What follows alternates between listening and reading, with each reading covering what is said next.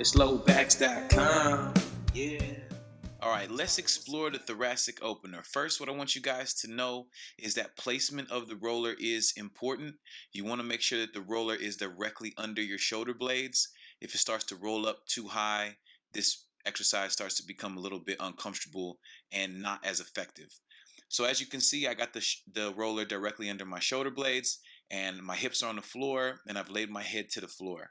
I've with this roller, the rumble roller, I can actually get my head all the way on the floor. As you can see, my hands are on the floor. And what I want to start doing is kind of opening, closing my arms, pushing my elbows together, and then pressing my arms apart. As I press my arms apart, I'm trying to take deep breaths. So I'm trying to breathe out as I push my arms to the floor and breathe in as I pull my elbows together. This breathing pattern is very helpful at encouraging relaxation, but again, this is an uncomfortable position. So stay there as long as you can, do those butterfly elbows for as long as you can, and then come up and hold a crunch position. I'm holding this crunch position and breathing in and out. As I breathe in, I relax, and as I breathe out, I contract my abs. Then I go back and I do it all again. Now, this is a longer video, so I actually show you guys myself going through this process, which makes me feel fantastic. So I do this myself all the time, going in and out of this move to just trying to open up my chest.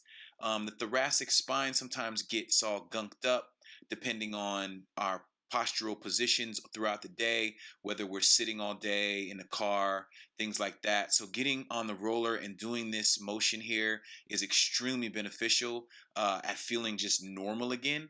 You don't realize you don't feel normal until you get up after doing this.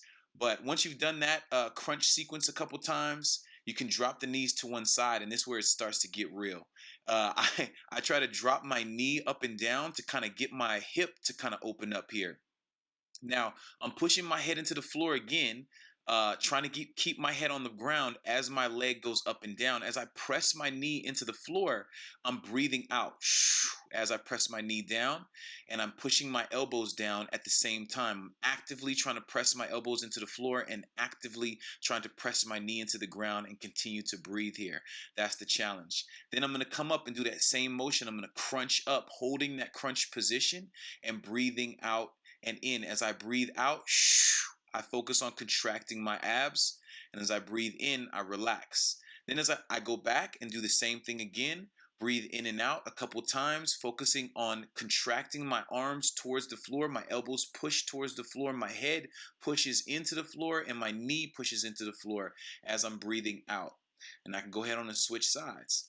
And I'll do the same sequence again, trying to focus on lifting that knee up and down and gradually letting my hip open up. You can really feel how as you press your knee into the floor, you feel that pull into your same side shoulder. So my right knee is doing this movement. I feel that pull in my right shoulder. So I do that a couple times to feel things loosen up. Then I want to try to press my elbows down into the floor as I'm pressing my knee down.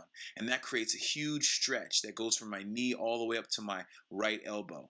Then I'm going to do that crunch and I'm focused on engaging my abs nice and tight, squeezing and breathing out.